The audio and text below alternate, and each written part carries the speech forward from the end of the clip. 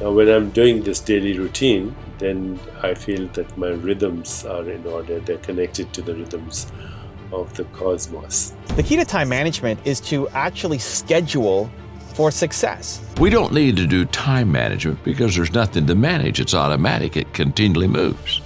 What we need to do is priority management. Rise and shine! It's Entspresso time! Hey, it's Carmichael, and I am not a morning person. I'm not. But when you start your day with a routine that inspires you, like watching one of these videos, it will change your life. So let's start your day off right together. Grab your coffee, know that I believe in you, and get ready for a shot of Entspresso with Deepak Chopra. I wake up every morning. Espresso keep me going. I wake up every morning. The question that was asked was, how do we maximize the use of our time? Here's my answer, and I learned this from Dr. Daniel Siegel, a UCLA psychotherapist. He says, divide the time in 24 hours into the following sections. So sleep time, meditation time, exercise time, relationship time, downtime, creative and play time, focused work time, and when you eat. And when you're doing each of these things, then just do those things. Don't do anything else. I thought that was very brilliant, and I've been doing this now for a number of years. I sleep at least 6 to 8 hours a day. I meditate early in the morning for about 1.5 hours. I go to the gym after that. I walk between 5 to 10 miles a day. I work from about 9 o'clock to 12 noon. Then I take a full hour for a mindful lunch. I take a 20-minute walk after lunch. Then I start working again in the afternoon around 1 o'clock or so, 1:30, 2 even. And then I do a short meditation at 4:30 in the evening, 5 o'clock, and I have an early supper around 6, and I'm in bed by about 10. Now, when I'm doing this daily routine, then I feel that my rhythms are in order. They're connected to the rhythms of the cosmos. And when I'm speaking to someone, I'm present with them. I don't check my iPhone or my handheld device at the same time, because the cortical brain can only do one thing at a time. So, of course, the autonomic nervous system can do many things at a time. Do one thing, do it mindfully, and do it well. Pursue excellence and ignore success. Stay detached and divide your time into those quadrants. The key to time management is to actually schedule for success. You have a picture in your head of what success looks like. And success is not just a financial thing. Success is, what are you going to do in your relationships? What are you going to do for yourself? How are you going to take care of your body? Success, like have an overall version of what success looks like for you and get super clear on it. So it's not somebody else's version of success. It's not what Evan Carmichael does. It's not what Deepak Chopra does. It's not what Oprah Winfrey does. Those can serve as inspiration for you. At the end of the day, you have to figure out what your version of success looks like and then put it in your calendar. You have to create a schedule and a calendar that if you did these things, it will lead to you having a successful and happy and purposeful life. And most people don't do that. Most people have hopes, aspirations, dreams. I'd love to lose weight. I'd love to be more successful. I'd love to read more books. I'd love to watch more videos. I'd love to, but then show me your calendar and none of those things are in there. If you don't put it in your calendar, you will never achieve those things. The hope is not enough. The doing becomes important. Creating a practical plan becomes important. And that's your calendar. People ask me often, how do I get so much done? How do you make so many videos? We've done over 10,000 videos now. It's crazy. How do you get so much done? How do you stay so productive? How do you stay so focused on what you're doing? And there's a couple answers to that. And I'm going to break it down because I want you to be happy. I want you to start living the life that you want to live. And it may not happen right now today, but at least having a plan towards achieving it, I think is really, really important. So some tactical steps, okay? Step number one is actually defining what does success look like for you, because we're constantly judging ourselves against somebody else's version. You'll look at The Rock's workout schedule and then you'll feel inferior because you're not working out 5 hours a day. But maybe your goal isn't to be The Rock. That's cool for him. Awesome. What do you want? A complete picture, right? Because for The Rock to do that, he's not doing other things. And those other things are things that you really value. When you get really clear on what success looks like for you, you stop judging yourself against other people. You stop feeling bad about yourself that you're not measuring up to somebody else, right?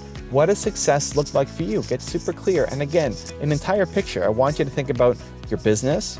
I want you to think about your relationships. And I want you to think about your health. Those are usually the three main buckets that you want to think about. Your business or your career, your relationships, and that's with your significant other, if that person exists for you, or your friends, family. And then your health, you time. That's your sleep, that's your working out, that's your fitness, that's your weight, all of that. What does success look like for you? Get super clear on it. Step number two is we need to create a calendar where our actions map to our ambitions. What that means is you've got all these ambitions. You want all this stuff. If you made a list of all the things that you want, of what a successful life looks like for you, and you can get excited by that, right? It's like, wow, I want to do all these things. You've had these moments of boldness, of excitement. It's like, this could be the life. I see a picture of how it can happen, right? You've had those moments. We need to translate that into action. Success are your habits, right? Success is the habits that you create. Nothing will happen until it's in your calendar. So you've made this picture for yourself of what success looks like in your business or career, in your relationships, in your health. Great. Now it has to go into your calendar. You need to create a feasible plan that you can stick to. So don't go and just put in, oh, I'm going to work out 5 hours a day, and then the second day you're going to quit because you know that was too unreasonable for you to actually stick to. We need to create a reasonable plan for ourselves. So you start with, how much are you going to sleep?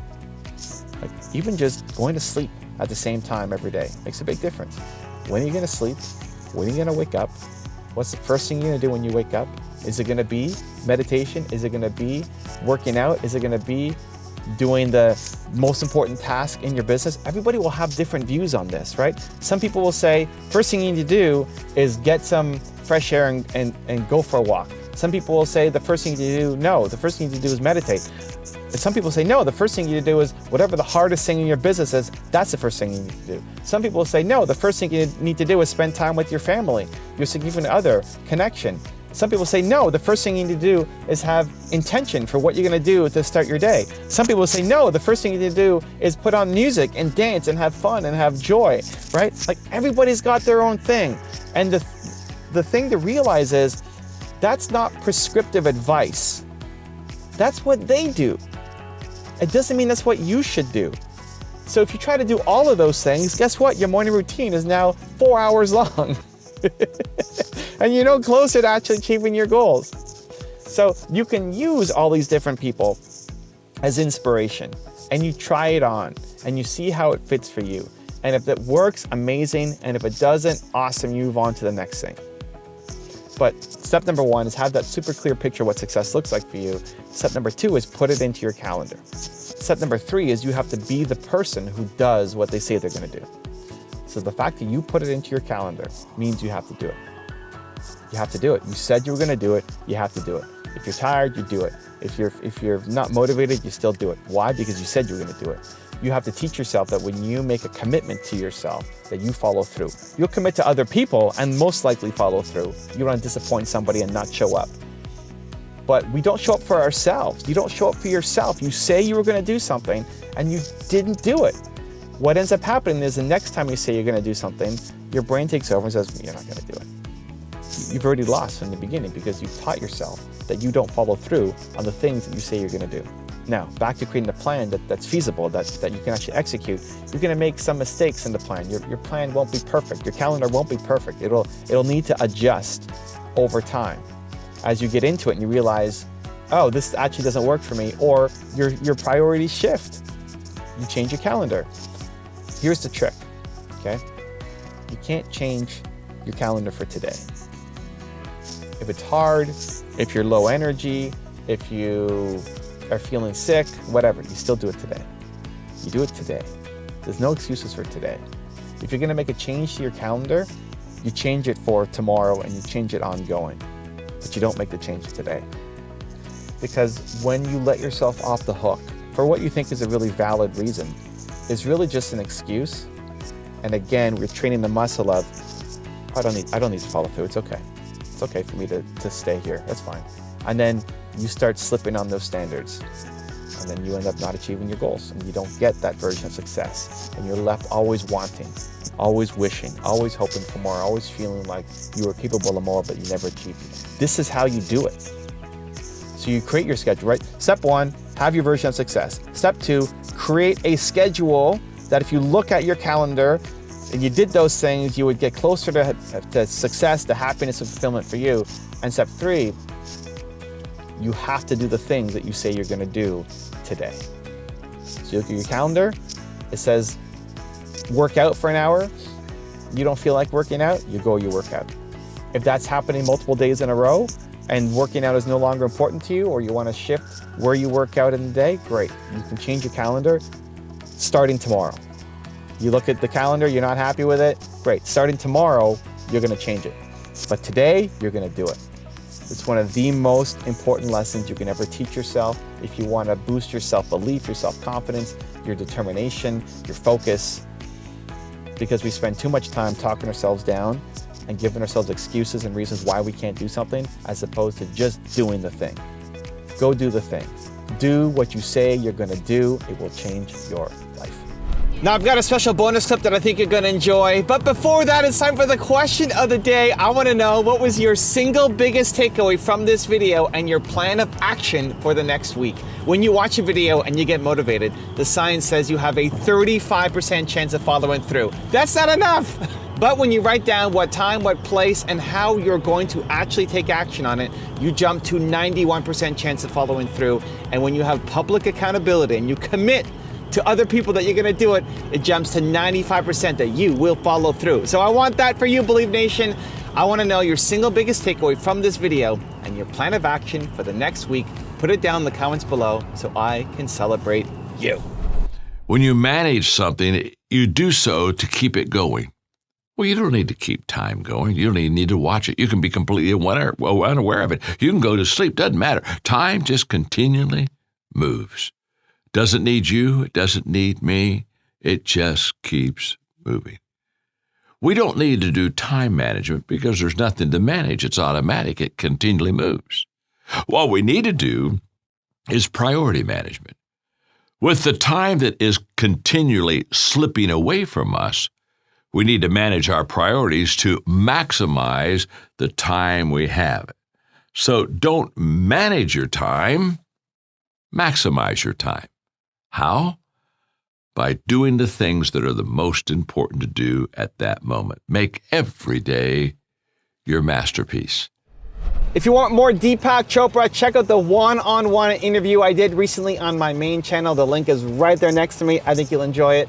Continue to believe, and I'll see you there. Every thought you have is a magical lie. How do we live a life with zero physical or mental weakness?